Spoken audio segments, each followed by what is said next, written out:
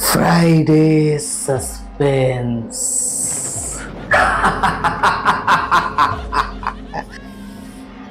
শুধুমাত্র মেডিটা লেজেন্ড ওয়াইটি চ্যানেলে রাত ৯টায় আসবে গল্পের ধারা, রহস্য, প্রেম আর হাসির খেলা সারা। আজ আপনারা শুনতে চলেছেন ভূত ভবিষ্যৎ।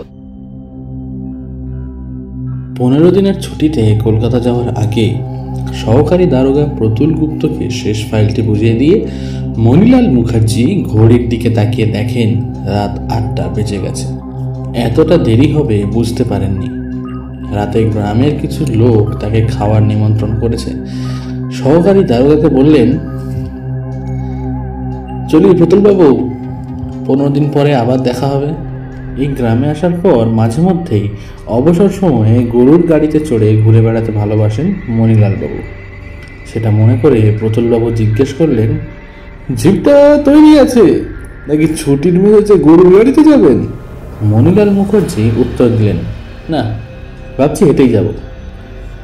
মাথাটা একটু ধরেছে, হাঁটলে হয়তো ছেড়ে যাবে। প্রতুল গুপ্ত বললেন, এই কাল সকালে স্টেশনে পৌঁছে দেওয়ার জন্য আপনার বাড়িতেই তাহলে ভোর 6টায় জিপটা পাঠিয়ে দিই স্যার। মণিলালবাবু থানার কোয়ার্টার্সে থাকেন না। হাঁটা পথে থানা থেকে মিনিট 25 দূরে একটা ভাড়া বাড়িতে থাকেন। প্রতুল গুপ্তর কথার জবাবে সম্মতিসূচক ঘাড় নেড়ে দারোগা মণিলাল মুখার্জি থানা থেকে বেরিয়ে পা চালিয়ে সোজা নিয়ন্ত্রণ রক্ষা করতে চললেন। সেখান থেকে ফিরে সুটকেস গোছগাছ করে নিতে হবে, কাল ভোরেই ট্রেন। 12 বছর আগে মণিলাল মুখার্জি পুলিশে যোগ দিয়ে কয়েক বছরের মধ্যেই সৎ, সাহসী, কর্মনিষ্ঠ মানুষ হিসেবে নাম করে ওপরওয়ালাদের আস্থাভাজন হন। বছর 3 আগে এক জটিল ডাকাতির কেসে কিনারা করে ডিআইজি সাহেবের নজরে পড়েন মণিলালবাবু। বছরখানেক আগে ডিআইজি মিস্টার অনুনাভ ঘোষ যখন আলিপুর হেডকোয়ার্টার্সে নিজের দপ্তরে মণিলাল মুখার্জিকে ডেকে শহরতলির এই গ্রামটায় দারোগা হিসেবে পাঠানোর কথা বলেন, তখন মণিলালবাবু খুশি হয়েছিলেন। গ্রামটার নাম কালীপাহাড়িয়া। কলকাতা থেকে ব্রডগেজ লাইনের ট্রেনে 2.5 ঘন্টা, তারপর ট্রেন বদল করে মিটার গেজ লাইনে 1.5 ঘন্টার পথ। 1000 লোকের বাস গ্রামটায়। গত 5 বছর খুন জখম ডাকাতি লেগেই আছে, কিছুতেই বন্ধ করা যাচ্ছে না। ব্যাপারটা এখন পুলিশের কাছে প্রেস্টিজের ব্যাপার হয়ে দাঁড়িয়েছে। ডিআইজি মিস্টার ঘোষ মণিলাল মুখার্জিকে বলেছিলেন, আমি নিজে ফার্স্ট হ্যান্ড খবর পেতে চাই। তার উপর আস্থা দেখে এবং সঙ্গে খোদ বড় কর্তার কাছে রিপোর্ট করার সুযোগ পেয়ে মণিলালবাবু যেমন খুশি হয়েছিলেন, তেমনি আবার কলকাতা শহরের জীবন ছাড়তে হবে বলে একটু মসুরেও পড়েছিলেন। ডিআইজি সাহেব বলেছিলেন, তোমার মনের অবস্থা আমি বুঝি, কিন্তু পুলিশে তো আমাদের দায়িত্ব অনেক। ব্যক্তি আমোদ আহ্লাদের উপরে এই কর্তব্যকেই প্রাধান্য দিতে হয়। পর 3 জন দারোগা বদলি করেও তো কিছু হলো না, এখন তুমি ভরসা। মণিলাল মুখার্জি বলেছিলেন, বছরে অন্তত 15 দিনের ছুটিতে কলকাতায় আসার পারমিশন দেবেন স্যার, একটু বেশি বন্ধুদের সাথে আড্ডা মেরে যাব। আর থানার কোয়ার্টার্সে থাকার বদলে কাছাকাছি একটা গ্রামের বাড়িতে যদি থাকতে চাই। কিন্তু সেই সময় মিস্টার ঘোষ বা মণিলালবাবু নিজেরাও কি কল্পনা করতে পেরেছিলেন যে সেই যাওয়াই মণিলালবাবুর জীবনের শেষ যাওয়া হবে? মণিলাল মুখার্জি দারোগা হয়ে আসার পর এই 1 বছরেই তার কর্মদক্ষতায় চুরি, ডাকাতি, খুন এসব অনেক কমে গিয়েছে গ্রামে। তাছাড়া তার স্বভাব, ব্যবহার এবং দিল খোলা হাসি, এসবের জন্য গ্রামের লোকেরা তাকে প্রায় দেবতার চোখেই দেখে। 15 দিনের ছুটিতে কলকাতা যাওয়ার আগের দিন রাতে তাই গ্রামের কিছু মানুষ অম্বরীশবাবুর বাড়িতে খাওয়া দাওয়ার বন্দোবস্ত করেছেন তার সম্মানে। থানা থেকে বেরিয়ে সেই নিমন্ত্রণ রক্ষা করতে গেলেন মণিলালবাবু। খাওয়া দাওয়ার পর সবার কাছে বিদায় নিয়ে যখন তিনি রাস্তায় পা দিলেন, তখন প্রায় 10:15। সারাদিন বড্ড ধকল গেছে, শরীরটা আর বইছে না। মেঠো পথ ধরে মণিলালবাবু কয়েক পায়ে গিয়েছেন, ঠিক এমন সময় ঝুপ করে লোডশেডিং হয়ে গেল। সন্ধ্যা থেকেই আকাশটা রয়েছে ঘন মেঘে ভরা, ব্যবসা গরম, মাঝে মাঝে বিদ্যুৎ চমকাচ্ছে, যে কোনো মুহূর্তে নামতে পারে বৃষ্টি। চারিদিকে নিকষ কালো অন্ধকার। দূরে একটা পেঁচা ডেকে উঠল। কি এক অজানা আশঙ্কায় মণিলালবাবু শিউরে উঠলেন। মেঘের গর্জন ছাপিয়ে কে যেন রিন রিনে স্বরে তাকে বলে উঠলে, সাবধান মণিলাল, আজকের রাতটা খুব সাবধান। বাড়ির সদর দরজার তালা খুলে মাটির উঠোন পেরিয়ে সামনে টানা বারান্দায় উঠলেন মণিলালবাবু। ছিটকিনি খুলে ঘরে ঢুকে মোমবাতি জ্বালালেন। মন থেকে হিম ধারানো অজানা আশঙ্কাকে সরিয়ে ফেলার চেষ্টায় কলকাতায় বন্ধু বান্ধবদের সাথে আড্ডার সুখ চিন্তা করতে করতে ঘরের কোণে ট্রাঙ্ক থেকে জামা কাপড় বের করে সুটকেসে ভরতে লাগলেন। ট্রাঙ্ক থেকে জামা কাপড় বের করছেন, ঠিক এমন সময় একটা জামা তুলতেই ভাঁজের ভেতর থেকে ফ্রেমে বাঁধানো একটা ফটো মাটিতে পড়ে ফ্রেমের কাঁচটা আড়াআড়ি ফেটে গেল। মণিলালবাবু ছবিটা তুলে এক দৃষ্টে তাকিয়ে রইলেন সেটার দিকে। বহুদিন আগে তোলা ছবি। 8 বছর বয়সের দুই যমজ ভাই মণিলাল আর ননীলাল পরস্পরের গলা জড়িয়ে হাসছে। ননীলাল 2 ঘন্টা ছোট। মণিলালবাবুর চোখের সামনে মুহূর্তের মধ্যে ছবিটা 25 বছর এগিয়ে গেল। দৈহিক উচ্চতা, চেহারা, শরীরের গড়ন, গলার স্বর হুবহু এক রকম ছিল দুজনের। ঘনিষ্ঠ লোকেরা, এমনকি মাও প্রায় ভুল করতেন। তফাৎ ধরার জন্য একজন ডান দিকে, অন্যজন বাঁ দিকে চুলের সিঁথি কাটত। এবং আরও বড় হবার পর ননীলাল গোঁফ রাখতে লাগলো আর মণিলাল গোঁফ ছাড়া। মণিলালের বড় আদরের ভাই ছিল ননীলাল। একসঙ্গে খেলা, গল্প, খুনসুটি চলত। পড়াশোনায় কোনোদিনই তেমন মন ছিল না ননীলালের। কোনো রকমে হায়ার সেকেন্ডারি পাশ করে। কুসঙ্গে পড়ে 15 বছর বয়স থেকে অপরাধ শুরু করে এবং 17-18 বয়স থেকেই বড় ধরনের চুরি ইত্যাদিও আরম্ভ করে। পাড়ার লোকেরা তটস্থ থাকত ননীলালের ভয়ে। 25 বছর বয়সে একদিন হঠাৎ ননীলাল বেপাত্তা হয়ে গেল। তারপর আর কোনো হদিশ নেই তার। এর অল্প কয়েকদিনের মধ্যেই 6 মাসের ব্যবধানে বাবা মা দুজনেই মারা যান। মণিলাল বাবার কর্মস্থল পাটনা ছেড়ে চলে আসে কলকাতায়। না জানি কোথায় কেমন আছে ওই ছেলেবেলার সাথী। মনটা কোমল হয়ে অজান্তে চোখ থেকে জল গড়িয়ে ফটোটার উপর পড়তেই মণিলাল হুঁশ ফিরে পেয়ে হাত চালিয়ে আবার সুটকেসটা গোছাতে শুরু করেছেন। ফটোটা ভরে নিলেন সুটকেসে।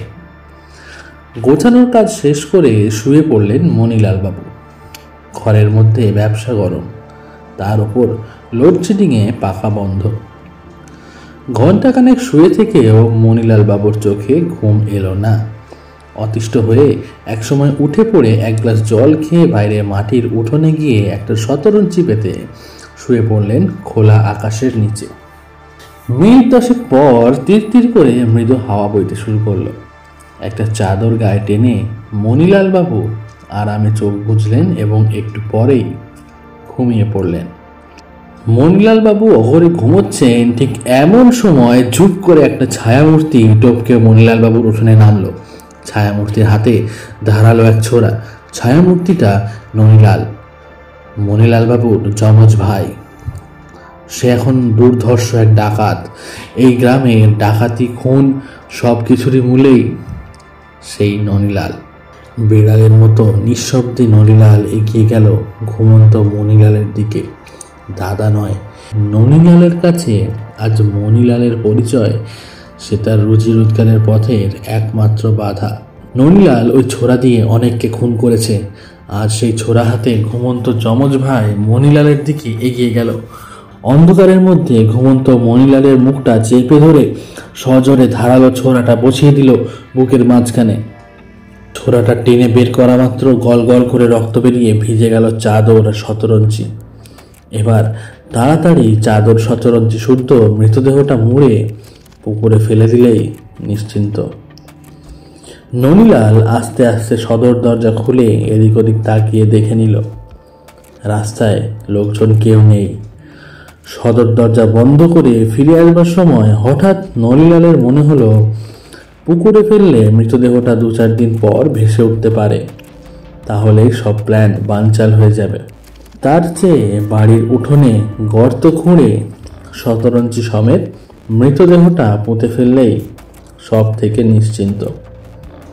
প্রায় ঘন্টা 1.5 বাদে মনিলাল দারোগার মৃতদেহটা উঠোনে মাটি চাপা দিয়ে ওপরের মাটিটা সমান করে যখন ননিলাল উঠে দাঁড়ালো, তখন তার সারা শরীর ঘামে ভিজে গেছে।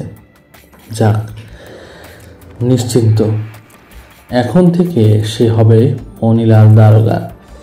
রক্ষকের রূপ ধরেই আজ ভক্ষকের কাজ করবে। প্ল্যানও সব ঠিক করা আছে।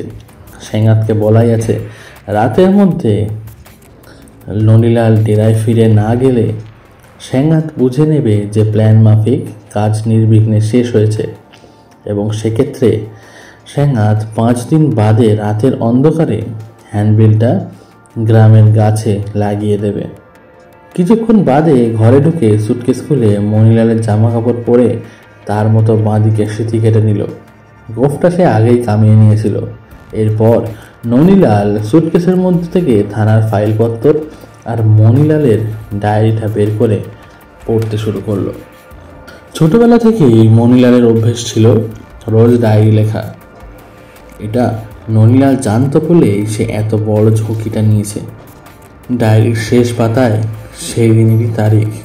মনিলাল লিখেছে, নানা রকম অশুভ ইঙ্গিত পাচ্ছি কেন আজ রাতটাই কি আমার মৃত্যু রাত? এখনো অনেক কাজ বাকি, বড় ক্লান্ত লাগছে,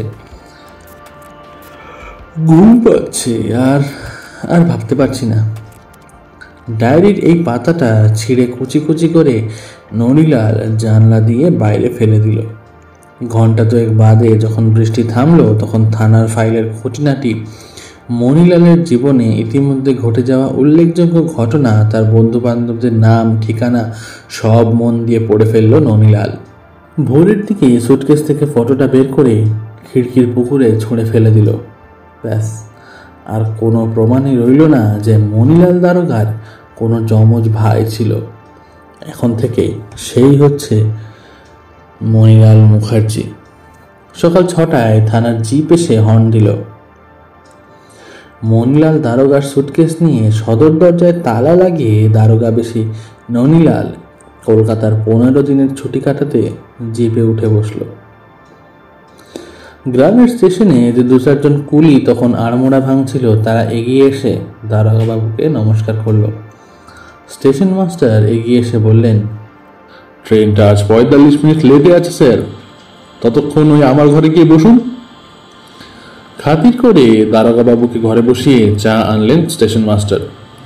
টুকটাক কথাবার্তার মাঝে বললেন, এই আপনি আসার পর তো এখন রাম রাজত্বে বাজ করছি স্যার।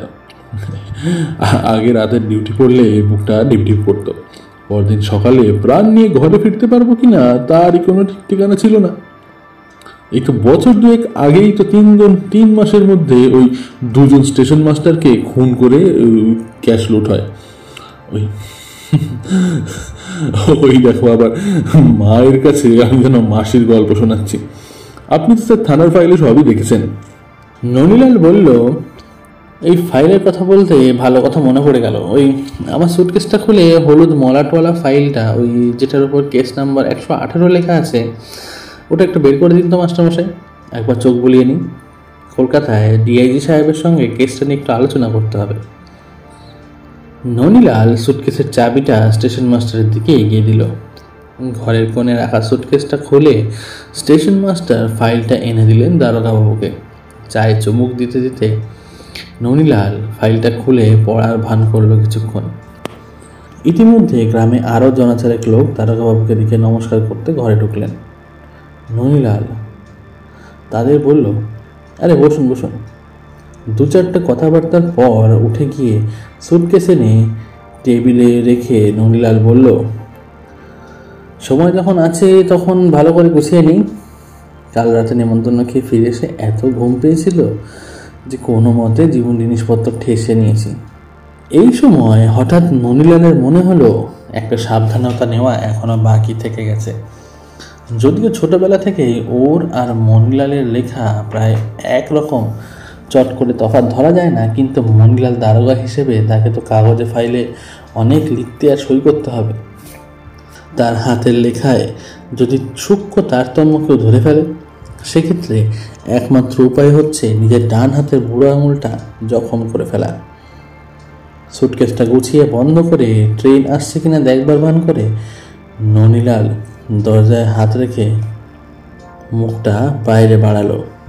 তারপর সবার নজর এড়িয়ে চট করে পা দিয়ে দরজার পাল্লাটা ঠেলে দিল।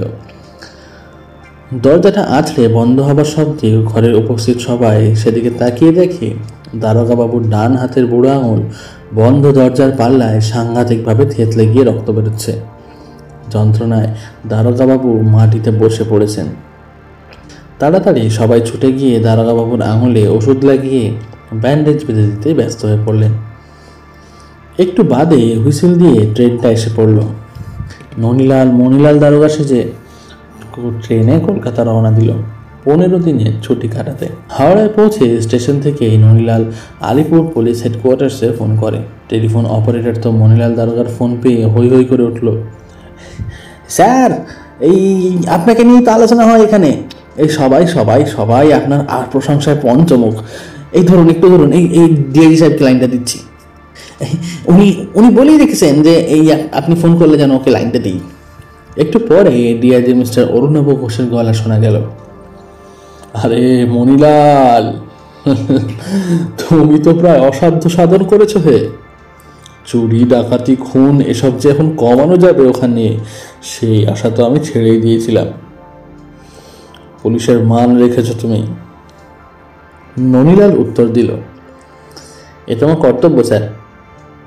মিস্টার ঘোষ হেসে বললেন, বিনয় জিনিসটা ভালো মনিলাল, তবে অতি বিনয়টা কিন্তু ভালো নয়। তবে হ্যাঁ, তোমার কাছে আমাদের প্রত্যাশা অনেক। আর শোনো, কাল সন্ধ্যে 6টায় আমার অফিসে চলে এসো। আরও কিছু অফিসারকেও বলবো, একসঙ্গে চা খাওয়া যাবে।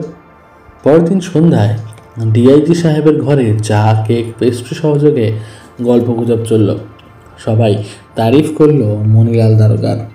চলে আসবার সময় ননিলাল মিস্টার ঘোষকে বলল, স্যার ওই গ্রামের 2টো কেসের ব্যাপারে গত মাসে আপনাকে যে রিপোর্ট পাঠিয়েছিলাম, সেই সম্বন্ধে আলোচনা করে আপনার একটু গাইডেন্স নিতে চাই। ডিআইজি সাহেব বললেন, এই কাল সকাল 11টায় এসো, তখন আলোচনা করে নেবক্ষণ। কলকাতায় এসে কোথায় উঠেছো? হোটেলে নিশ্চয়ই। ওই তো হাজারমোড়ের কাছে ওই সারদা হোটেল। খামোকা হোটেলের ভাড়া গুনবে কেন? আমার কোয়ার্টার্সে তো একটা ঘর খালি পড়ে আছে। তুমি বরং এই কটা দিন আমার বাড়িতেই থাকো, তোমার রিপোর্টের আলোচনা করা যাবে, আর অবসর সময়ে গল্প গুজবও করা যাবে। ও ডিআইজি মিস্টার ঘোষের বাড়িতে থেকে রিপোর্ট নিয়ে আলোচনা করে মনিলালের ব্যক্তিগত বন্ধু বান্ধবের সাথে ঘুরে বেড়িয়ে 10টা দিন দিব্যি কাটিয়ে দিল ননিলাল। ঘুণাক করেও কেউ কল্পনা করতে পারল না যে সে মনিলাল মুখার্জি নয়, আসলে সে দুর্ধর্ষ ডাকাত ননিলাল। 10 দিনের দিন মঙ্গলবার সন্ধ্যায় বন্ধুদের সাথে আড্ডা মেরে সিনেমা দেখে ডিআইজি সাহেবের কোয়ার্টার্সে ফেরা মাত্রই মিস্টার ঘোষ উত্তেজিতভাবে ননিলালকে বললেন, সর্বনাশ হয়েছে মনিলাল।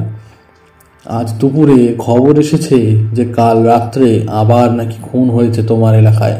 তুমি নেই, আর সেই সুযোগে আবার কাজ শুরু করে দিয়েছে শয়তানগুলো। তোমাকে কাল ভোরেই ফিরে গিয়ে সব হাল ধরতে হবে। তোমার বাকি কদিনের ছুটি আমি ক্যান্সেল করে দিয়েছি। বসো, সব বলছি তোমাকে।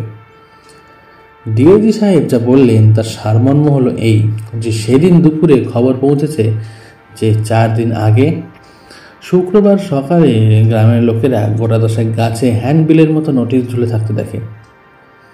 সেই হ্যান্ডবিলে গ্রামের 5 জন ধনী ব্যক্তির নাম 1 নম্বর 2 নম্বর করে পর দিয়ে বলা হয়েছে যে ওই নম্বর অনুযায়ী প্রতিজনকে একের পর এক প্রতি রবিবার দুপুর 12টার সময় 20,000 টাকা আর 20 ভরি গয়না একটা থলিতে ভরে গ্রামের পশ্চিম দিকের মাঠের ঝোপটার মধ্যে শিমুল গাছের তলায় রেখে আসতে হবে। মাঠের কাছে আর কোনো লোক যেন সেদিন না যায়, অন্যথাকারীর শাস্তি হবে মৃত্যু। পরপর যে 5 জনের নাম দেওয়া হয়েছে তারা হলেন নীলাঞ্জন বোস, 2 অসীম কুণ্ডু, 3 হরেন সামন্ত, 4 শোভন কুমার সেনগুপ্ত, 5 অনিরুদ্ধ মুখার্জি। গাছে লটকানো সেই নোটিশ অনুযায়ী গত রবিবার মানে পরশুদিন ছিল নীলাঞ্জনবাবুর গয়না আর টাকা দেওয়ার পালা। গ্রামের সবার মতো নীলাঞ্জনবাবু ধরে নিয়েছিলেন যে ওই নোটিশটা গ্রামেরই কারোর ঠাট্টা। তার পরদিন অর্থাৎ গতকাল সন্ধ্যার পর নীলাঞ্জনবাবু মন্দিরে কীর্তন শুনে অম্বরীশবাবুর বাড়িতে গল্পগুজব করতে যান সবার সঙ্গে। রাত 9টা নাগাদ তিনি যখন বাড়ি ফিরছিলেন ঠিক সেই সময় কে বা কারা তাকে ধারালো ছোরা দিয়ে খুন করে। মিস্টার ঘোষ বললেন, বুঝতেই তো পারছো গ্রামে প্রচণ্ড ত্রাসের সৃষ্টি হয়েছে। অসীম কুণ্ডুর বাড়িতে তো কান্নাকাটির ধুম পড়ে গিয়েছে। আগামী রবিবার তারই দিন। সব শুনে ননীলাল বলল, ঠিক আছে, কাল সকালে 6:45 ট্রেনটা ধরবো। যা অবস্থা শুনলাম আমার মনে হয় 2টো কাজ একসাথে করতে হবে। প্রথম কাজ হলো ওখানকার লোকের থেকে ভয় ভাব কমানো, আর দ্বিতীয় কাজ খুনি ডাকাতদের ধরা। আমার মনে হয় 15 আর্ম পুলিশ আর একটা সিন্দুক যদি আমার সঙ্গে দেন তাহলে অবস্থার মোকাবিলা করতে সুবিধা হবে। মিস্টার ঘোষ বললেন, সে তুমি যা ভালো বোঝো করো, সে যেভাবে হোক একটা পার্মানেন্ট হিলে করতেই হবে। তুমি যা সাহায্য চাও সব পাবে। নলিলাল নিজে থেকেই বলল, আমার প্ল্যানটা স্যার এই রকম। সিন্দুকটা থাকবে ভিতরের একটা ঘরে। ওখানকার কোনো লোক যদি ইচ্ছে করে তবে বাড়িতে না রেখে টাকা কড়ি গয়নাগাটি থানার ওই সিন্দুকে রেখে দিয়ে রসিদ নিয়ে যেতে পারে। প্রত্যেকটা শিফটে 5 জন করে আর্ম গার্ড 3টে শিফটে রাউন্ড দ্য ক্লক থানার চারপাশে পাহারা দেবে। গাছে লটকানো ডাকাতের নোটিশগুলো পাশে থানা থেকে আরেকটা কাগজে লিখে দেওয়া হবে যে টাকা গয়না সব থানায় আছে, গ্রামবাসীদের কাছে নেই। এতে হয়তো গ্রামের লোকেদের ভীতির ভাবটা কমে যাবে আর ডাকাতদেরও এক লক্ষ্য থাকবে থানার দিকে। সেক্ষেত্রে ডাকাতগুলোর মোকাবিলা করাটা আরও সুবিধা হবে। আপনি কি বলেন স্যার? ডিআইজি সাহেব ননীলালের পিঠ চাপড়ে দিলেন। এই জন্যেই অল্প দিনে নাম করেছ।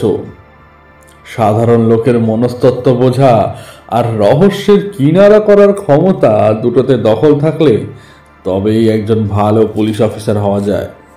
ঠিক হলো, সিন্দুকটা ননীলালের সঙ্গে যাবে আর আর্ম গার্ডরা পরদিন সন্ধ্যায় ট্রেন ধরবে। পরদিন সকালে ননীলাল যখন কালীপাহাড়িয়া গ্রামের স্টেশনে পৌঁছলো তখন প্রায় 11টা বাজে। প্ল্যাটফর্মটা প্রায় ফাঁকা।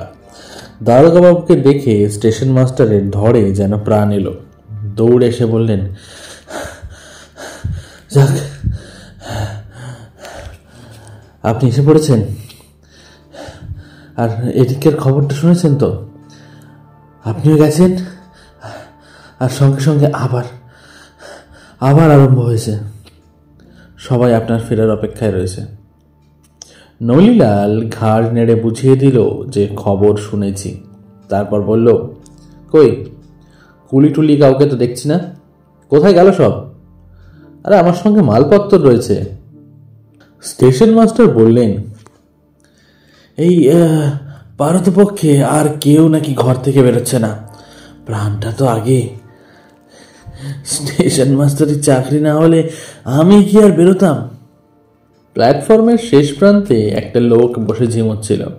স্টেশন মাস্টার আর কাউকে না পেয়ে নিচু হয়ে একটা ছোট্ট পাথর কুড়িয়ে সেটা ছুঁড়ে লোকটার গায়ে মারলেন।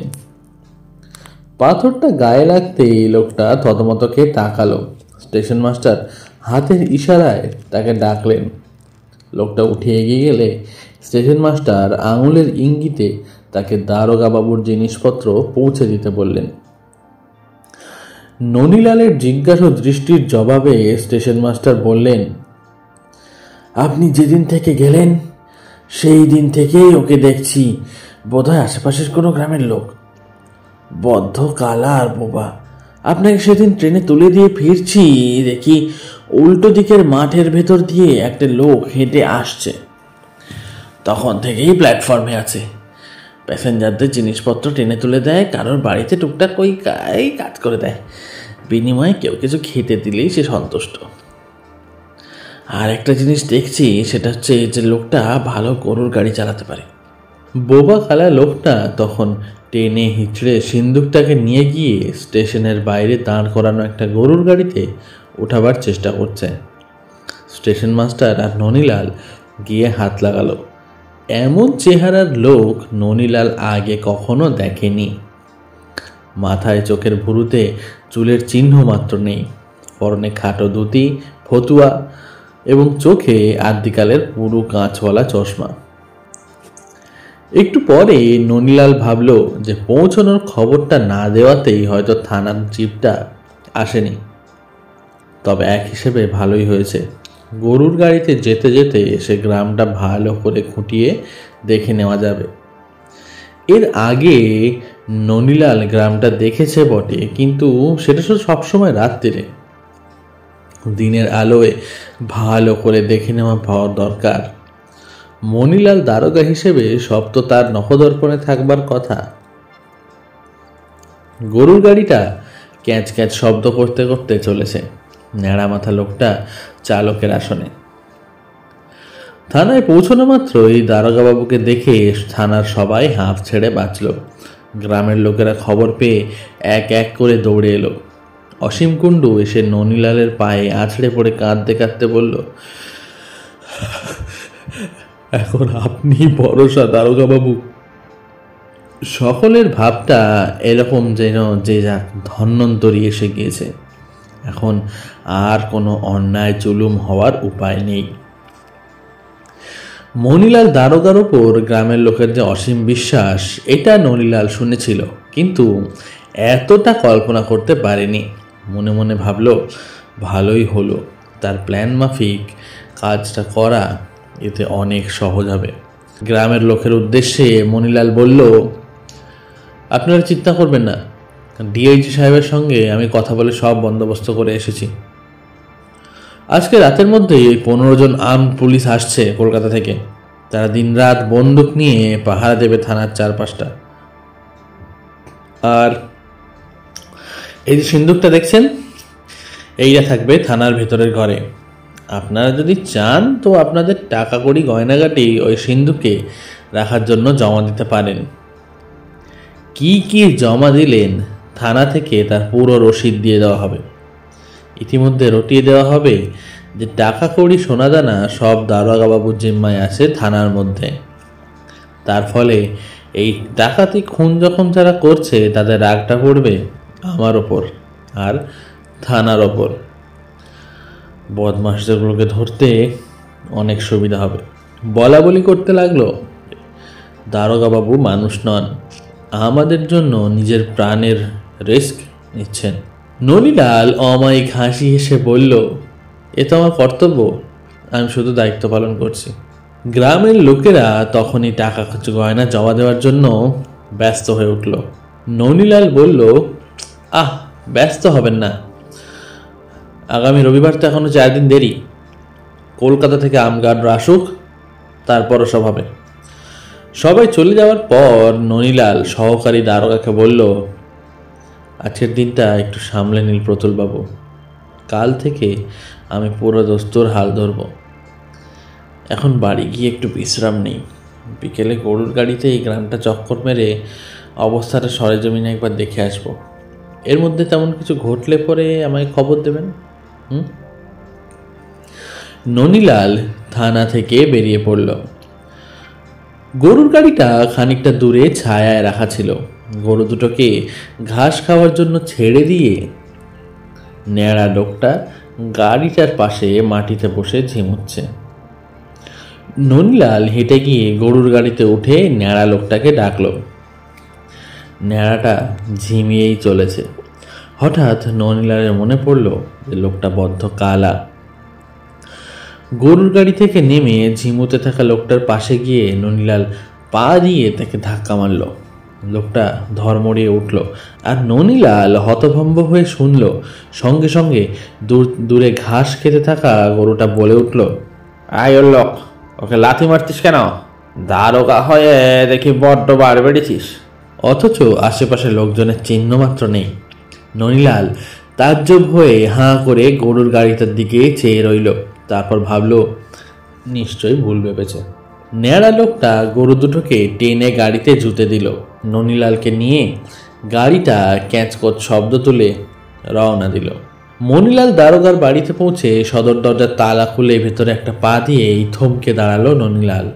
উঠোনের যে জায়গাটা মনিলালের মৃতদেহ পুঁতেছিল সেই জায়গায় মাটি ফুঁড়ে প্রায় 3-4 ইঞ্চি ঘাস বেরিয়েছে।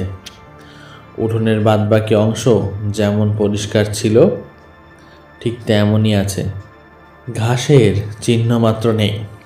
ননিলাল অবাক হয়ে ঘাসে ভরা জায়গাটার দিকে তাকিয়ে রয়েছে। ঠিক এমন সময় জায়গাটা থেকে হঠাৎ মাটি ফুঁড়ে খোনা গলায় কে যেন বলে উঠল, ভাইয়ের হাড়ে দুব্বা গজিয়ে ছেড়েছিস।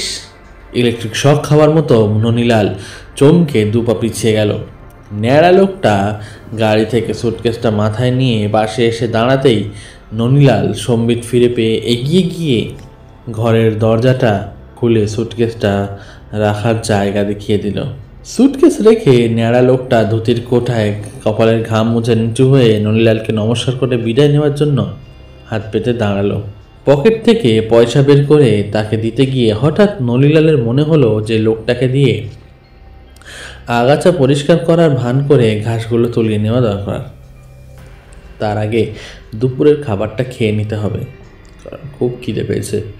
অন্ধকার হলে আবার সেঙাতের সঙ্গে দেখা করে প্ল্যানটা তাকে ভালো করে বুঝিয়ে দিলে কাল থেকেই কাজ শুরু করতে পারবে।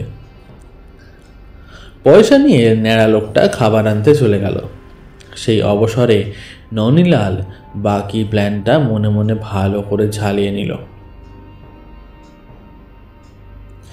থানার সিন্ধুকে রাখবার জন্য গ্রামের লোকেদের জমা দেওয়া টাকা, গয়না ইত্যাদি সবার সামনে কলকাতার আমগার্ডরা লিস্ট করে জমা করে রসিদ দিয়ে দেবে। ঠিক আছে, সিন্ধুকের চাবিও থাকবে তাদের কাছে। ননিলাল লিস্টের কপি অনুযায়ী টাকার অঙ্ক, নোটের নম্বর ইত্যাদি ওই রাতের অন্ধকারে টহল দেওয়ার ভান করে সেঙাতকে জানিয়ে দেবে। তাদের জাল নোট ছাপাবার গুপ্ত ডেরা থেকে সেঙাত সেই অনুযায়ী জাল নোট ছাপিয়ে ফেলবে। তারপর আর একদিন রাতের অন্ধকারে টহল দেওয়ার সময় ননিলাল সেঙাতের থেকে জাল নোটগুলো নিয়ে এসে এক ফাঁকে কলকাতা থেকে বানিয়ে আনা সিন্ধুকের নকল চাবিটা দিয়ে সিন্ধুক খুলে আসল টাকা সরিয়ে জাল টাকা রেখে দেবে। সেঙাতকে বলবে পরদিন রাতে আসল টাকার বখরা সে তাকে দিয়ে আসবে। সেঙাত বখরা নিতে এলে ননিলাল তাকে গুলি করে খুন করে দিয়ে সবাই বলবে যে গ্রামে হামলাকারী এতদিনকার খুনি ডাকাতকে সে মেরে ফেলেছে। তারপর গ্রামের বাসিন্দাদের জমা দেওয়া টাকা, গয়না আমগার্ডরা লিস্ট মিলিয়ে ফেরত দেবে। ব্যাস, তারপর যত শীঘ্র সম্ভব পুলিশের চাকরিতে ইস্তফা দিয়ে দেশের বাইরে চম্পট দেবে ননিলাল। দোকান থেকে আনা খাবার খেয়ে ননিলাল ঘরের খাটে আধ শোয়া হয়ে মনে মনে ভালো করে খতিয়ে দেখতে লাগলো প্ল্যানটায় কোনো খুঁত রইল কিনা। ন্যাড়া লোকটা ওদিকে উঠোনে দিয়ে খুরপি দিয়ে ঘাস তুলছে। সেটা শেষ হতেই ননিলাল বেরোবে তার গাড়িতে। হঠাৎ ঘরের সিলিংয়ের দিকে থেকে একটা খোনা স্বরে ভেসে আসলো, ম্যান প্রপোজেস, গড ডিপোজেস। ননিলাল চমকে শটান হয়ে খাটের উপরে বসে চেঁচিয়ে বলে, কে কে? এবার ঘরের মেঝের দিক থেকে খোনা গলায় ভেসে এলো, এই একে ঘোস্ট। ননিলাল ছিটকে ঘর থেকে বেরিয়ে বারান্দায় এসে বসলো। ইশারা করে ঘাস তোলা বন্ধ করতে বলল লোকটাকে। না, এই ভুতুড়ে বাড়িতে থাকতে সাহস হলো না ননিলালের। তাড়াতাড়ি বাক্স প্যাঁটরা গুটিয়ে নিয়ে সদর দরজায় তালা দিয়ে গরুর গাড়িতে উঠে গ্রাম দেখতে বেরিয়ে পড়লো ননিলাল। ঠিক করলো কর্তব্যনিষ্ঠার পরকাষ্ঠা দেখিয়ে সেদিন রাত থেকেই থানার কোয়ার্টার্সে থাকবে। সিন্ধুকের জিনিস সরানো, সেঙাতের সঙ্গে যোগাযোগ করা, সব দিক দিয়ে সুবিধা হবে তাতে। গাড়িতে উঠে রওনা হতে যাবে ঠিক এমন সময় গ্রামের দুই ভদ্রলোক শোভনবাবু আর অনিরুদ্ধবাবু দূর থেকে তাকে দেখতে পেয়ে তাড়াতাড়ি পা চালিয়ে কাছে এসে বলল, একটা পরামর্শের জন্য আপনার সঙ্গে দেখা করবার কথা ভাবছিলাম দারোগা বাবু। ননীলাল বলল, বেশ তো, সন্ধ্যের পর থানায় চলে আসুন। আজ থেকে আমি থানাতেই থাকবো সারাক্ষণ। গ্রামের লোকের এই বিপদে আমার একটা কর্তব্য আছে তো নাকি? রাত বেড়েতে হঠাৎ করে টহল দিতে হবে, দিনরাত সজাগ থাকতে হবে। ওই যে একটা কথা আছে না, আপনি আচারী ধর্ম পরের শিখাও। দারোগাবাবু হাসতে হাসতে কথাটা শেষ করেই গাড়িতে উঠে পড়লেন। থানায় যাওয়ার পথে অলৌকিক একটা ঘটনায় ননীলাল নিশ্চিতভাবে বুঝল তার কার্যসিদ্ধি অবধারিত। গরুর গাড়িটা চওড়া রাস্তা থেকে বাঁদিকে ঘুরে একটু এগোতেই ননীলালের চোখে পড়ল রাস্তার পাশে কালী মন্দিরটা। প্রায় 100 বছরের পুরনো, অত্যন্ত জাগ্রত দেবী। কেউ মন প্রাণ দিয়ে কিছু প্রার্থনা করলে মা কালী যদি সন্তুষ্ট হন তবে তা পূরণ হবেই। গাড়ি থামিয়ে ননীলাল মন্দিরে ঢুকল। সন্ধ্যা হতে তখনও কিছু দেরি। গ্রামের পুরোহিত ঠাকুর সন্ধ্যা আরতি দেবার জন্য একটু পরেই আসবেন। দেবী মূর্তির সামনে সাষ্টাঙ্গে প্রণাম করে ননীলাল অন্তর নিংড়ে প্রার্থনা করতে জানালো, মাগো, এই কাজটা নির্বিঘ্নে সম্পন্ন করিয়ে দাও মা, এই শেষবার, তারপর এই কাজ আমি ছেড়ে দেব। এইভাবে মনপ্রাণ দিয়ে প্রার্থনা এর আগে কখনো করেনি ননীলাল। প্রায় মিনিট 5 বাদে প্রার্থনা শেষ করে ননীলাল সবে গাড়িতে উঠে দাঁড়াতে যাচ্ছে, ঠিক এমন সময় পরিষ্কার সুনেলা গলায় দেবী মূর্তির দৈববাণী শোনা গেল, তথাস্তু। মন্দির থেকে বেরিয়ে গাড়িতে উঠতে যাবে এমন সময় দেখলো পুরোহিত ঠাকুর সন্ধ্যারতি দিয়ে উল্টো দিক থেকে আসছেন। পুরোহিত ঠাকুর দারোগাবাবুকে নমস্কার করে বললেন, মন্দিরে গিয়েছিলেন বুঝি? ননীলাল উত্তর দিল, আগে হ্যাঁ, ওই মায়ের মন্দিরে একবার প্রণাম করে এলাম। মাথায় দায়িত্ব তো কম না। এখন থেকে রোজ সকাল সন্ধে আমার জন্য একটু মায়ের প্রসাদ পাঠিয়ে দেবেন। পুরোহিত ঠাকুর ঘাড় নেড়ে সম্মতি জানিয়ে মন্দিরের দিকে এগোলেন। ননীলালও গাড়িতে উঠে চলল থানার দিকে। পরদিন থেকে দ্রুত গতিতে ঘটনা ঘটতে থাকলো। ননীলালের প্ল্যান অঙ্কের মতো ধাপের পর ধাপ মিলে গেল। পরদিন অর্থাৎ প্রথম দিন শুধুমাত্র হ্যান্ডবিলেই নাম লেখা লোকেরাই নয়, আরও বহু লোক থানায় সিন্ধুকে রাখার জন্য টাকা কড়ি গয়নাগাটি জমা দিয়ে গেল। গুনে গুনে জমা নেওয়া আর রসিদ দেওয়ার কাজটা করলো কলকাতা থেকে আসা পুলিশের 4 জন। লোকমুখে কথাটা ছড়িয়েও পড়েছিল চারিদিকে। দারোগাবাবু নিজেও থানার চারপাশে ঘুরে ঘুরে সকলে ঠিকমতো ডিউটি করছে কিনা সেটা দেখাশোনা করতে লাগলেন। প্রথম দিন রাতেই সেঙ্গাতকে টাকার অঙ্কটা আর লিস্টটা জানিয়ে দিল ননীলাল। দ্বিতীয় দিন রাতে দারোগাবাবু যখন টহল দিতে বেরিয়েছিল তখন ডাকাতরা অন্ধকার মাঠের দিক থেকে থানার উদ্দেশ্যে একটা বোমা ছুঁড়ে মারে, আর তার একটু পরেই শোনা যায় দারোগাবাবুর রিভলভারের আওয়াজ। খানিক বাদে হাঁপাতে হাঁপাতে ফিরে এসে ননীলাল জানায়, বোমার আওয়াজ শুনে অন্ধকারে দৌড়ে গিয়ে ডাকাত তার উদ্দেশ্যে গুলি চালিয়েছিল, কিন্তু গুলিটা বোধহয় লাগেনি। তৃতীয় দিন রাতে টহল দিতে গিয়ে ননীলাল সেঙ্গাতের কাছ থেকে জাল নোটগুলো নিয়ে এলো। সেই সঙ্গে সেঙ্গাতকে বলে এলো যে পরের দিন রাত 12টার সময় মাঠের শেষ প্রান্তে ঝোপটার পাশে আসতে, তাকে টাকার বকরা দেবে। তারপর থানায় ফিরে এসে এক ফাঁকে কলকাতা থেকে তৈরি করে আনা নকল চাবি দিয়ে সিন্দুক খুলে আসল টাকা বের করে জাল টাকা রেখে দিল। চতুর্থ দিন রাত 12টার সময় মাঠের দিক থেকে দারোগাবাবুর রিভলভারের পর 3টে গুলির শব্দে সারা গ্রাম কেঁপে উঠল। দারোগাবাবুর হাঁকাহাঁকিতে থানার ও গ্রামের লোকেরা গিয়ে দেখলো যে দারোগাবাবু তার রিভলভারের গুলিতে এতদিনকার ত্রাস সৃষ্টিকারী খুনি ডাকাতের শরীরটা ঝাঁঝরা করে দিয়েছেন। ডাকাতের প্রাণহীন দেহ পড়ে রয়েছে মাঠের শেষ প্রান্তে ঝোপটার পাশে। সারা গ্রামে স্বস্তির নিঃশ্বাস পড়ল। যাক, এতদিনে খুন জখম ডাকাতির হাত থেকে নিষ্কৃতি পাওয়া গেল। গ্রামবাসীরা মণিলাল দারোগার প্রশংসায় উচ্ছ্বসিত হয়ে উঠল। আলোচনা করে তারা ঠিক করল যে গ্রামবাসীদের তরফ থেকে দারোগাবাবুকে সম্বর্ধনা জানাবে। আর সেই সম্বর্ধনা সভায় প্রধান অতিথি হওয়ার জন্য আমন্ত্রণ জানাবে ডিআইজি সাহেবকে। সম্বর্ধনার দিন সকালে ডিআইজি সাহেব গ্রামে এসে পৌঁছল এবং গ্রামবাসীরা তাকে মালা পরিয়ে শাক বাজিয়ে অভ্যর্থনা জানালো।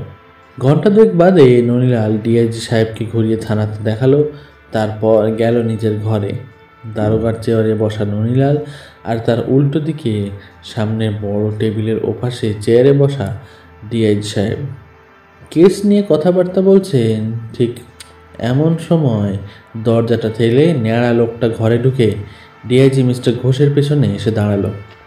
ননিলালের দৃষ্টি অনুসরণ করে ডিআইজি সাহেব পিছন ফিরে তাকাতেই ন্যাড়া লোকটা হাত নেড়ে অঙ্গভঙ্গি করে তাকে বোঝাতে লাগলো যে দারোগার চেয়ারে বসা ওই লোকটা মণিলাল মুখার্জি নয়, আসলে সেই হচ্ছে খুনি ডাকাত।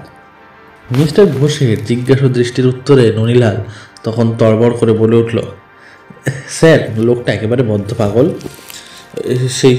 সেই সঙ্গে কালা আর বোবা। মাঝে মাঝে আমি ওর সঙ্গে গরুর গাড়িতে ঘুরেছি। আপনি যদি ওর গাড়িতে ঘোরেন সেই আশায়ও এসছে। ননিলাল হাত নেড়ে বাইরে যেতে বলল লোকটাকে। তারপর আবার দুজনে কথাবার্তা শুরু করলো। কথাবার্তার মাঝে ডিআইজি সাহেব ননিলালকে বললেন, ওই দেখো, ভুলে গেছি, মনিলাল, ওই দিন তিনেক আগে তোমার নামে আলিপুর হেডকোয়ার্টার্সে পোস্টে একটা সিল করা চিঠি এসেছে। পোস্ট মার্কে তো দেখেছি চিঠিটা এই গ্রামে থেকেই পোস্ট করা হয়েছিল। তুমি ছুটিতে যাবার দুদিন আগে এই নাও, এখানে আসবো তাই আর ওরা পোস্টে রিডাইরেক্ট না করে আমার হাতেই দিয়ে দিল তোমাকে দেওয়ার জন্য। ডিআইজি সাহেব গালা দিয়ে সিল করা ওপরে মণিলাল মুখার্জির নাম লেখা বন্ধ খামটা পকেট থেকে বের করে ননিলালের হাতে দিতে যাচ্ছেন। ঠিক সেই সময় ঘরের মধ্যে বজ্রপাত হলো। দারোগার চেয়ারে বসা ননিলালের ডান পাশ থেকে ঘরটার কোণের দিকে একটা খালি চেয়ার ছিল। সেই খালি চেয়ারটা থেকে গম্ভীর কণ্ঠে আদেশের সুরে বেজে উঠল, ও মণিলাল মুখার্জি নয়, কাজেই চিঠিটা ওর প্রাপ্য নয়। খামটা ঠিক ওই রকম বন্ধ অবস্থাতেই এখন টেবিলের উপর রেখে দিন মিস্টার ঘোষ। আপনার ওর পেছনে ওই বোবা কালা লোকটাই আসল মণিলাল মুখার্জি, আর আপনার সামনে দারোগার চেয়ারে বসে থাকা লোকটা হচ্ছে মণিলাল মুখার্জির যমজ ভাই ননিলাল মুখার্জি। সেই আসলে খুনি এবং ডাকাত। মণিলাল মুখার্জিকে খুন করে চেহারার সাদৃশ্যের সুযোগ নিয়ে এখন মণিলাল দারোগা সেজে বসেছে। গ্রামের লোকেদের জমা দেওয়া টাকা হাতিয়ে এবার পালাবার মতলব করছে। ঘটনার আকস্মিকতায় মিস্টার ঘোষ এবং ননিলাল দুজনেই চিত্রার্পিত হয়ে গেলেন কয়েক মিনিট। তারপর সম্বিত ফিরে পেয়ে ননিলাল ডিআইজি সাহেবকে বললেন, মিথ্যে কথা, সব মিথ্যে কথা। ন্যাড়া লোকটার দিকে আঙুল দেখিয়ে হেসে বলল, তাকিয়ে দেখুন স্যার, ওই লোকটা নাকি মণিলাল মুখার্জি। চেহারা সাদৃশ্য বা কোথায়, আর তার প্রমাণই বা কি? প্রমাণ? বেশ, তবে প্রমাণ। আবার ঘরের কোণার খালি চেয়ারটা থেকে এবার ভেসে এলো বজ্রকঠোর কণ্ঠস্বর, প্রমাণ? বেশ, তবে প্রমাণ করে দিচ্ছি। আমার কতগুলো প্রশ্নের জবাব দাও। এরপর ঘরের মধ্যে চলল সেই অদৃষ্ট কণ্ঠের প্রশ্ন আর ননিলালের উত্তর। ডিআইজি সাহেব মিস্টার ঘোষের প্রতি সেই অদৃষ্ট কণ্ঠের নির্দেশ, তাও চলল।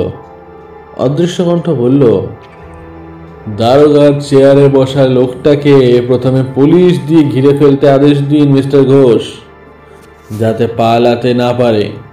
এমনই সেই অদৃষ্ট কণ্ঠের বজ্রকঠোর নির্দেশের ভঙ্গি যে সম্মোহিতের মতো তা পালন করলেন মিস্টার ঘোষ। এবার অদৃশ্য কণ্ঠ ননিলালের উদ্দেশ্যে বলে উঠল, মণিলাল মুখার্জির ডায়েরি লেখার অভ্যেস ছিল। ডায়েরিটা কোথায়? ননিলাল সুটকেস খুলে উপরে মণিলাল মুখার্জির নাম লেখা ডায়েরিটা বের করে মিস্টার ঘোষকে দেখিয়ে বলল, এই দেখুন স্যার, আমার ডায়েরি আমার কাছে, আমার সুটকেসেই আছে। ওর সঙ্গে কথা বলতে হবে না, আমার কথার জবাব দাও। মণিলাল মুখার্জি তো ছোটবেলা থেকে রোজ নিয়ম করে ডায়েরি লিখত, এটাতে 13ই জুনের পর আর লেখা হয়নি কেন? কাজের চাপে গত কয়েকদিন লেখার সময় পাইনি। ডায়েরির 13ই জুন তারিখে বা তার তলার দিকে বেশ কিছুটা অংশ ছেঁড়া। কেন? ওই অংশটায় কি কিছু লেখা ছিল, সেটা তুমি ছিঁড়ে ফেলেছো? না, ওই অংশটায় কিছুই লিখিনি। হঠাৎ সাদা কাগজের টুকরো দরকার হওয়াতে হাতের সামনে ডায়েরিটা থেকে ছিঁড়েছিলাম। মিস্টার ঘোষ, ভালো করে শুনুন। মণিলাল মুখার্জি সেজে দারোগার চেয়ারে বসা ওই লোকটা বলছে যে 13ই জুন তারিখে ছিঁড়ে ফেলা ডায়েরির পাতার অংশে ও নাকি কিছু লেখেনি। ডায়েরিটা এবার আপনি নিন মিস্টার ঘোষ, আমার কথা মতো মিলিয়ে দেখুন। ডিআইজি মিস্টার ঘোষ মন্ত্রমুগ্ধের মতো ডায়েরিটা হাতে নিলেন। অদৃশ্য কণ্ঠ তখনই বলে উঠল, 13ই জুন তারিখের পাতাটা খুলে দেখুন, তলার অংশটা ছেঁড়া। ও বলছে ওই অংশে কিছু লেখেনি, কিন্তু আসল মণিলাল মুখার্জি মারা যাওয়ার আগে ওই অংশে কিছু কথা লিখেছিল। এবার ডায়েরির একটা পাতা উল্টে ঠিক ওই অংশটাই দেখুন তো, খুব আবছাভাবে লেখা পড়েছে, আসল মণিলাল মুখার্জি 13ই জুনের পাতার ওই অংশে ঠিক কি লিখেছিল। মিস্টার ঘোষ ডায়েরির পাতা উল্টে দেখেন খুব অস্পষ্টভাবে ফুটে উঠেছে নানান রকম অশুভ ইঙ্গিত। কেন পাচ্ছি আজ রাতটাই কি তাহলে আমার মৃত্যু রাত? এখনো অনেক কাজ বাকি, বড় ক্লান্ত লাগছে, ঘুম পাচ্ছে, আর ভাবতে পারছি না। অদৃশ্য কণ্ঠ বলে উঠল, এবার আর একটা জিনিস মিলিয়ে নিন মিস্টার ঘোষ। মণিলাল ভেগধারী ওই খুনি ডাকাতটা বলেছে যে ডায়েরির আর কোনো পাতা সে ছেড়েনি। ডিআইজি সাহেব, আপনি ডায়েরিটার শেষের দিক থেকে 3টে পাতা ছেড়ে 28শে ডিসেম্বরের পাতাটা খুলে দেখুন। সেটা লম্বা আড়াআড়িভাবে ঠিক মাঝখান থেকে ছিঁড়ে নেওয়া। মিস্টার ঘোষ ডায়েরিতে 28শে ডিসেম্বরের পাতাটা খুলে দেখেন সেটা আড়াআড়িভাবে ছেঁড়া। অদৃশ্য কণ্ঠ বলে চলল, 28শে ডিসেম্বরের ওই অংশটা ছিঁড়েছিল আসল মণিলাল মুখার্জি, এবং সেটাতে সে কিছু লিখে তারিখ দিয়ে নাম সই করে। তারপর ছুটি শুরু হওয়ার 2 দিন আগে সেই কাগজটায় খামে ভরে নিজের নাম টাইপ করে কলকাতার ঠিকানায় পোস্ট করেছিল। টেবিলের ওপর রাখা খামটায় সেই খাম, আর ওটার ভেতর আছে সেই কাগজটা। তা ছদ্মবেশী দারোগা বাবু, আপনি যদি সত্যি মণিলাল মুখার্জি হন তাহলে বলুন তো, খামের ভেতরের কাগজটায় ঠিক কি লিখেছিলেন? ননীলাল চুপ করে রইল। অদৃশ্য কণ্ঠ বলে উঠল, ডিআইজি সাহেব, এবার দেখুন, যে আসল মণিলাল মুখার্জি সেই বলে দিতে পারবে যে কাগজটাতে সে কি লিখেছিল। অবাক হয়ে সবাই শুনল যে ন্যাড়া লোকটার মুখ থেকে হঠাৎ মণিলাল মুখার্জির কণ্ঠস্বর ভেসে উঠল। সে বলল, আমি ওটাতে 2টো লাইন লিখেছিলাম আর তলায় নাম সই করে 10ই জুন তারিখ দিয়েছিলাম। প্রথম লাইনটায় হজবরলর একটা লাইন, আর পরের লাইনটা নিজে বানিয়ে লিখেছিলাম, লাল গানে নীল সুর, হাসি হাসি গন্ধ, কি যে হবে বুঝি না কো, মনে ভারী মন্দ। ডিআইজি সাহেব টেবিল থেকে খামটা তুলে দেখেন হুবহু তাই, আর সইটা যে মণিলাল মুখার্জির তাতে কোনো সন্দেহ নেই। অদৃশ্য কণ্ঠ এরপর বলে উঠল, মিস্টার ঘোষ, পুলিশ হিসেবে আপনার নিশ্চয়ই জানা আছে যে মাথার চুল আর চোখের ভুরু একসাথে কামিয়ে ফেললে মানুষের চেহারা একদম পাল্টে যায়। তারপর যদি চোখে মোটা ঘোলাটে চশমা দিয়ে চোখ আড়াল করা থাকে তবে তো আর কথাই নেই। আপনার পিছন দিকে যে দাঁড়িয়ে রয়েছে ভালো করে খেয়াল করলে এইসব সত্ত্বেও চেহারার খানিক মিল আপনার চোখে ধরা পড়ত। ওই ন্যাড়া লোকটাই আসল মণিলাল মুখার্জি। আরও বড় প্রমাণ আছে। পুলিশে যোগ দেওয়ার সময় মণিলাল মুখার্জির বার্থ আইডেন্টিফিকেশন মার্ক কী ছিল মনে আছে তো? নাভির ডান পাশে একটা জরুল। পরীক্ষা করে দেখে নিন দাঁড়িয়ে থাকা লোকটার নাভির ডান পাশে জরুলটা আছে কিনা। আর আপনার সামনে বসে থাকা ভেগধারী দারোগাটির জরুলটি নেই। পরীক্ষা করে দেখা গেল কথাটা ঠিকই।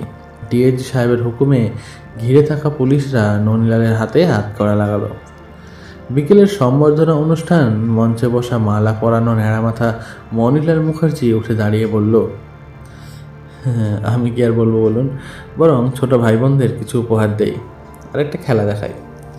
এরপর তিনি 10-12 জন বাচ্চা ছেলে মেয়ে ডেকে এনে তাদের কিছুটা করে ছোট্ট দানার মতো জিনিস দিয়ে বললেন, যে কোনো ধরনের ঘাস 3-4 ইঞ্চি লম্বা হতে অনেক সময় লাগে। 7-8 দিনে ঘাস গজিয়ে লোকের বোকা বানানোর কায়দাটা বলে দিই তোমাদের। এগুলো রাতে জলে ভিজিয়ে রেখে সকালে আধ ঘন্টা শুকিয়ে মাটিতে ছড়িয়ে তার উপর অল্প বালি বা মাটি ছড়িয়ে দিলেই দেখবে যে 7-8 দিনের মধ্যে জায়গাটা 3-4 ইঞ্চি সবুজ ঘাসে ভরে গিয়েছে। আসলে কিন্তু ওগুলো ঘাস নয়, আরও বড় হলে ওগুলোই গম গাছ হয়। এরপর ন্যাড়া মাথা মণিলালবাবু ছড়িয়ে ছিটিয়ে থাকা বসে ছেলে মেয়েদের বলল, তোমাদের একটা ম্যাজিক দেখাই। আমি তো এখানে আছি, কিন্তু দেখো তোমাদের সবার কাছে পৌঁছে যাব। তারপর সবাই দেখলো আর শুনলো দারোগাবাবু মঞ্চে সকলের সামনে দাঁড়িয়ে আছেন, কিন্তু তার কথা শোনা যাচ্ছে একবার পেছন দিকে, কখনো মাঝের সারি থেকে, আবার কখনো সামনের মাটি পুড়ে। সামনের সারিতে বসা একটি ছেলে তার বাবাকে বলল, জানি এটাকে বলে ভেন্ট্রিলোকুইজম। আমাদের স্কুলে একবার একজন লোক পুজোর ছুটির আগে 10 দিন আগে দেখিয়েছিল। সে বলেছিল ওটা নাকি গলার কারসাজি আর অনেক প্র্যাকটিস দরকার। বাবা ছেলেকে হেসে বলল, ঠিক বলেছিস, বাংলায় বলে শব্দ প্রক্ষেপণ। তবে শুধুমাত্র গলা নয়, সঙ্গে জিভেরও একটা কারসাজি থাকে আওয়াজটা ছাড়ার সময়। শেষ বক্তা হিসেবে ডিআইজি সাহেব মিস্টার অরুণাভ ঘোষ বললেন, মাটি খুঁড়ে মণিলাল দারোগার মৃতদেহটা তুলে একটা কফিনে ভরে নিয়ে আসা হয়েছে। সেটা এবার মঞ্চে আনা হচ্ছে। আপনাদের মধ্যে কেউ ইচ্ছে করলে দেখে যেতে পারেন। মিস্টার ঘোষের ইশারায় পুলিশের লোকেরা একটা কাঠের কফিন এনে মঞ্চে রেখে দিয়ে কফিনের ডালাটা খুলে দিল। লোকেরা এসে দেখলো ভিতরে রয়েছে পাহাড়িয়াদের স্লিপিং ব্যাগ এবং মহাকাশচারীদের পোশাকের আদলে পুরো পলিথিনের তৈরি মানুষের একটি কাঠামো। সেটার ভিতরে সত্যি মানুষ ঢোকবার বা বেরোবার জন্য মাথার দিকে একটা জিপ লাগানো। পলিথিনের মূর্তিটার বুকের পাশে প্রায় 2 ইঞ্চি মোটা আরেকটা স্ট্র্যাপ লাগানো, যেটার মধ্যে থেকে লাল রং বেরিয়ে পলিথিনের মানুষের বুকের কাছটায় লাল হয়ে রয়েছে। লোকেরা যখন লাইন করে দেখছে, মনিলালবাবু ডিআইজি সাহেবকে বললেন, খুনি ডাকাতরা এলাকায় আসতে হবে শুনে স্পেশাল অর্ডার দিয়ে ডাকব্যাগ কোম্পানি থেকে ওটা তৈরি করে সঙ্গে নিয়ে এসেছিলাম। রাতে ওটার মধ্যে ঢুকে শুধুমাত্র মাথাটা বের করে ঘুমিয়েছিলাম। ননিলাল চাদর দিয়ে মুখ ঢেকে চেপে ধরায় ঘুমটা ভেঙে গেল। আমি মরে গেছি ভেবে ননিলাল যখন উঠে সদর দরজা খুলে বাইরে দেখতে গেছে, তখনই আমি তড়িৎ গতিতে ওটার ভিতর থেকে বেরিয়ে পড়ি। শুধুমাত্র ডামিটা পড়েছিল। চাদর দিয়ে মুখটা ঢাকা ছিল বলে ননি ফিরে এসে তফাৎটা ধরতে পারেনি। এরপর দারোগা মণিলাল মুখার্জি নিজের কামানো মাথাটা চুলকে ডিআইজি সাহেবকে বললেন, কদিন বড্ড দখল গেল স্যার, শরীর যেন আর সইছে না। ডিআইজি সাহেব সঙ্গে সঙ্গে মণিলালের মুখার্জির পিঠ চাপড়ে বললেন, যাও যাও বিশ্রাম করো, আর আমার গলার মালাটা নিয়ে যাও, এটা তোমারই প্রাপ্য। Friday suspense. সাসপেন্স।